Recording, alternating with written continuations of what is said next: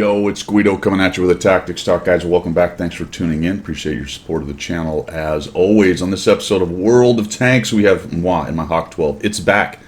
I almost feel like I should have put Chuck in the Hawk 12. Did I miss an opportunity? Possibly. I think the Manticore was the best choice, but the Hawk 12 is probably second. This is, without a doubt, one of the most painful tanks to play in the game. I like it. Mostly as a contrarian because it's such a painful tank to play. We're going to talk about a lot of stuff on this one. We're going to talk about what wins games. We're going to talk about people's perceptions of what's going on in a battle. We're going to talk about being a little naughty at the end, or, you know, writing checks with your mouth that your play can't cash, or perhaps it's more. I think it's more the better to be thought a fool than to open your mouth and remove all doubt. But it's not just that, because it goes to the core of perception and reality, what it is that's actually winning or losing, in this case in a pixel tank game. And then your ability to analyze that and figure out what's important in there. Penetrate their armor. And where you fit. We have a Barask, and he is over there in that bush area in the back there. That one didn't go through. I'm in a Hawk 12. I'm up front. I'm going to pause it for just a second. This map is won in this forest by the team that's aggressive and cleans out the other forest dwellers. Period. Full stop. End of sentence. That is the high percentage play. Can it be won other ways? Yes. Is this actually the best way to do it? Yes.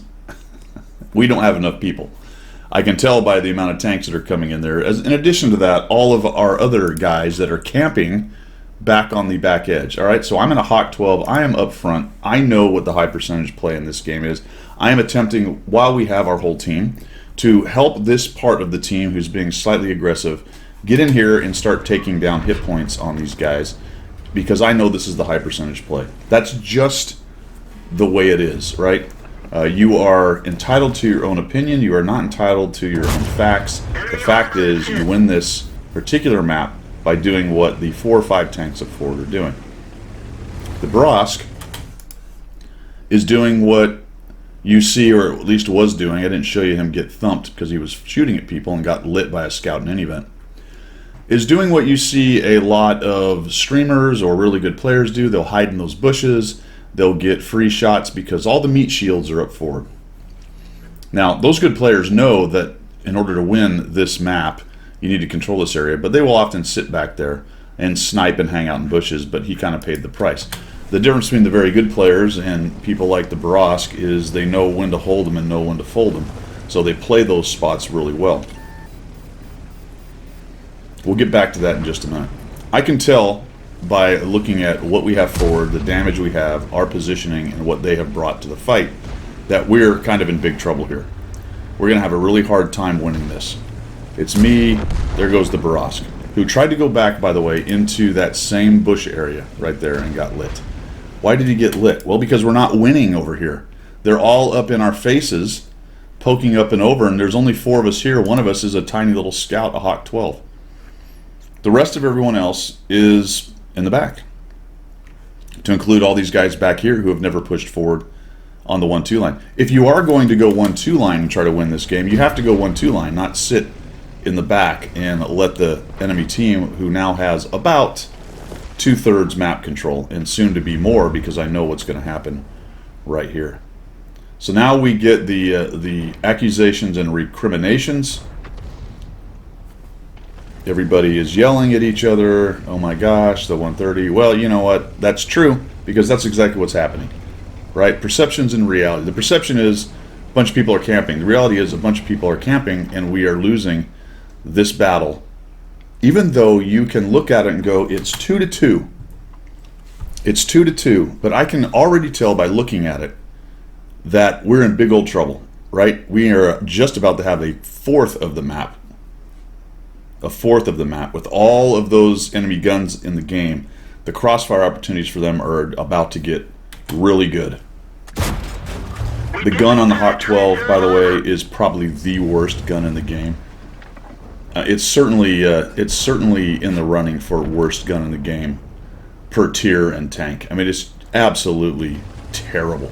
The velocity is atrocious. The accuracy is garbage. I mean, it's just I don't know. I just love this tank. All right, so here we go. Useless players.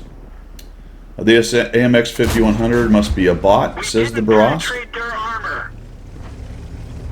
And everybody is complaining and yelling at each other.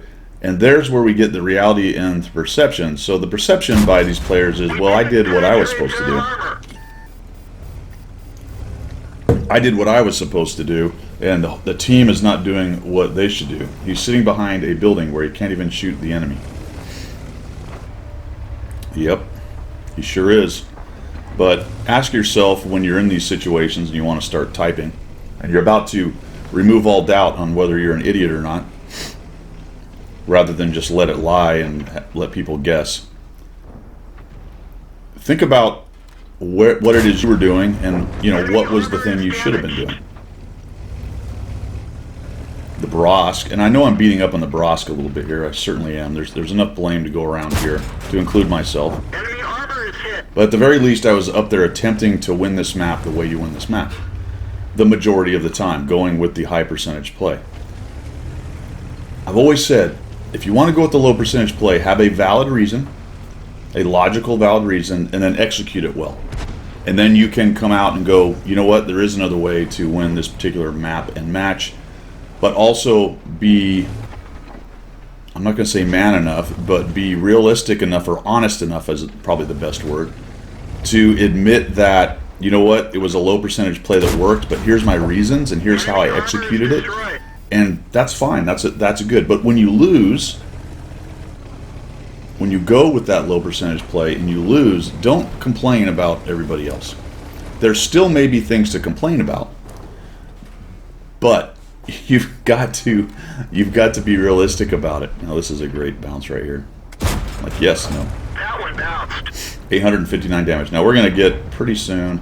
Here we go. New meta: scouts hide in corner and snipe while team gets R-worded. Talking about me. Talking about me. Now, where was I while I was talking? Well, I was all the way forward. I was even more forward than he was. I fell back because I could see what was happening. The rest of the team wasn't where they needed to be. And again, that's not all excuses about why I didn't play very good. But it is the reason why the team didn't play very good. If you're going to give up on the high percentage play, don't then come back. So this Hawk is not doing what I just said. So there's a little conversation back there. Somebody said they're fighting or whatever the case may be. Where'd they go? Brutal players, period.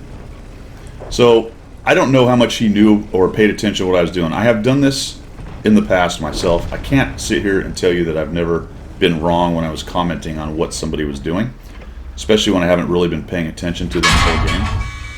That was a bummer. So sometimes you'll come into it, you're dead, you haven't really paid attention to what's going on the rest of the map, and you'll start talking, removing all doubt as you start to type. Penetration.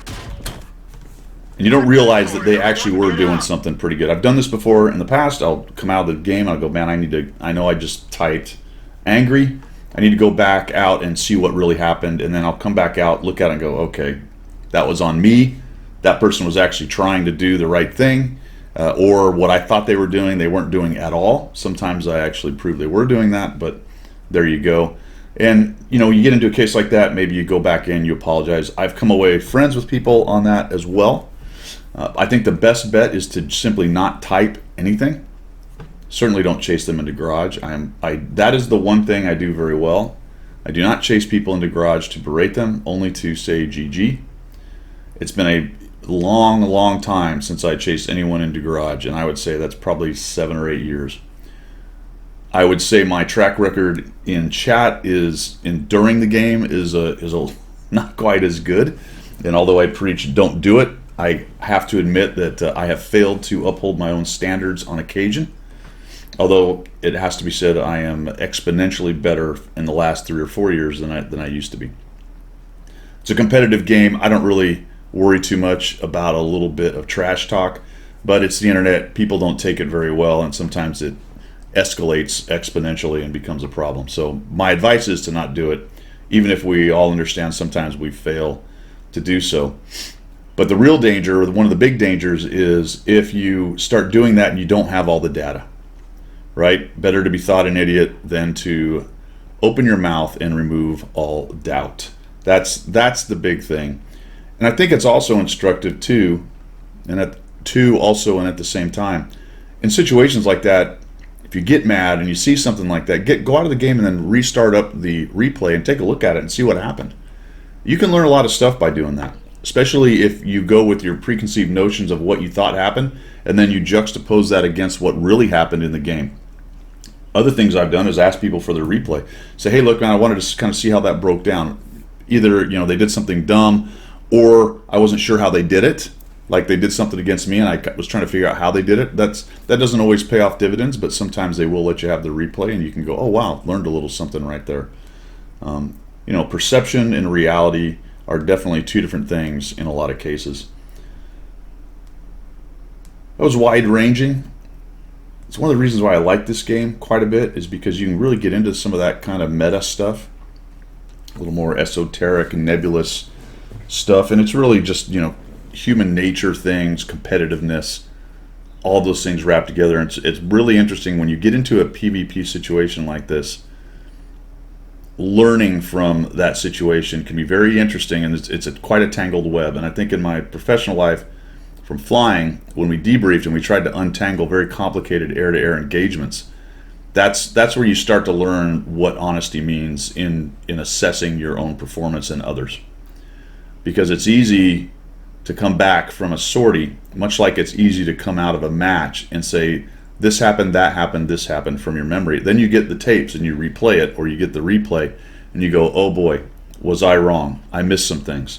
That didn't really happen. Or, you know what, I was right here, but I was wrong there, that kind of thing.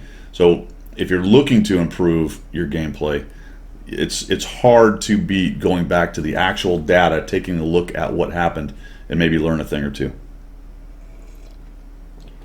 There you go. That's all I've got for today. Let me know what you think down in the comments. Thanks for coming by and supporting the channel. We will see you.